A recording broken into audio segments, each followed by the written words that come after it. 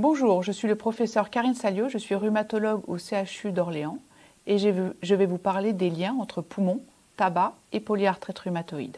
Mon médecin me recommande d'arrêter de fumer parce que j'ai un risque de PR. Quel est le rapport entre le tabac et l'inflammation des articulations?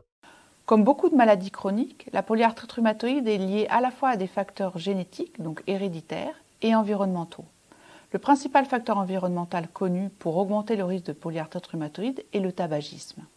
En effet, fumer multiplie jusqu'à 2 fois le risque de PR avec un effet dose, c'est-à-dire que plus l'intensité du tabagisme est importante, plus le risque de développer une PR est élevé. Cet excès de risque est surtout important chez les sujets génétiquement prédisposés à avoir une PR, c'est-à-dire ceux apparentés au premier degré à des sujets atteints de PR, parents, frères ou sœurs. Le tabagisme provoque une inflammation chronique de la muqueuse bronchique et expose certaines protéines à des enzymes. Ces protéines sont donc citrulinées et on les retrouve dans les expectorations des sujets qui fument. Chez les sujets qui sont prédisposés génétiquement, le système immunitaire s'emballe et fabrique des auto-anticorps dirigés contre ces protéines citrulinées. Ces auto-anticorps sont appelés anti-CCP ou ACPA et on les retrouve dans le sang des sujets bien avant qu'ils développent la polyarthrite rhumatoïde. Est-ce que le risque de déclencher une PR est moins grand en cas d'exposition passive que de tabagisme actif? On peut être exposé au tabagisme passif à l'âge adulte ou pendant l'enfance. Cela consiste à être exposé à la fumée de cigarette sans fumer soi-même.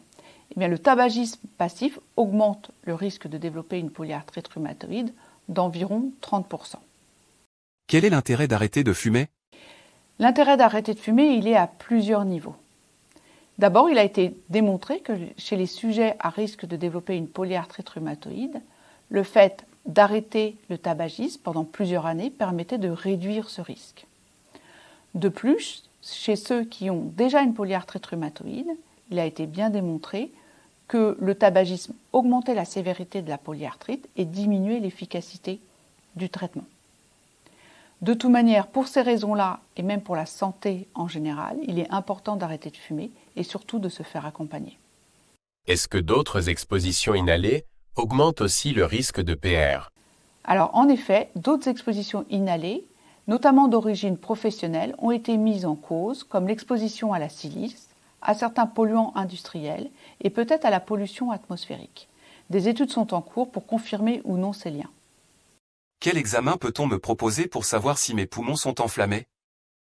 Le lien entre la polyarthrite rhumatoïde et le tabac confirme que l'inflammation pulmonaire joue un rôle majeur dans le développement de la polyarthrite rhumatoïde. L'analyse des crachats chez les sujets à risque de PR permettrait de mieux comprendre ce lien.